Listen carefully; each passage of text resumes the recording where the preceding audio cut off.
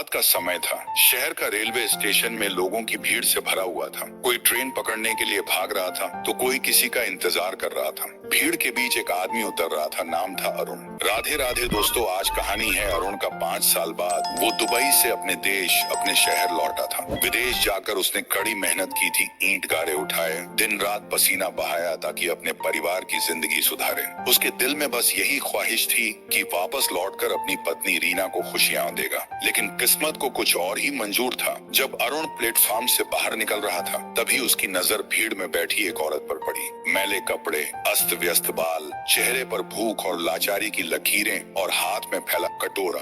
अरुण के कदम अचानक रुक गए, उसकी सांसें थम गईं। वो औरत और कोई नहीं, उसकी अपनी पत्नी रीना थी। तब अरुण चीख पड़ा, रीना ये क्या कर रही हो? रीना ने ऊपर देखा, आंखों में आंसू भर आए। पहले तो उसे यकीन ही नहीं हुआ, लेकिन अगले ही पल वो फूट फूट कर रो पड़ी। तभी अरुण ने कांपते हाथों से रीना को उठाया और गले से लगा लिया। ये क्या हाल हो गया तुम्हारा? मैंने तो सोचा था कि मैं जब लौटूंगा तुम्हें एक नए घर में ले जाऊंगा, ये सब कैसे हुआ? रीना रोती हुई कहती है, अरुण तुम्हारे जाने के बाद घर पर मुसीबतें टूट पड़ी। सास बीमार पड़ी रही, दवाइयों के लिए पैसे नहीं थे। तुम्हारे भेजे हुए पैसे बीच में ही किसी ने हड़प लिए। हालात इतने बुरे हो गए कि मुझे घर बेचकर सड़कों पर आना पड़ा। पेट की आग बुझाने के लिए भीख मांगना पड़ा। ये सुनकर अरुण के आंसू निकल पड़े। उसने कसकर रीना का हाथ पकड़ा और बोला, अब बहुत हुआ रीना, तुम्हारे सारे आंसू, बड़ी तकलीफें अब खत्म। आज से हम दोनों फिर से एक नई जिंदगी शुरू करेंगे। अब तुम्हें कभी भी ये दिन नहीं देखने पड़ेंगे। भीड़ में खड़े लोग ये दृश्य देखकर रो पड़े। किसी ने रुपए दिए,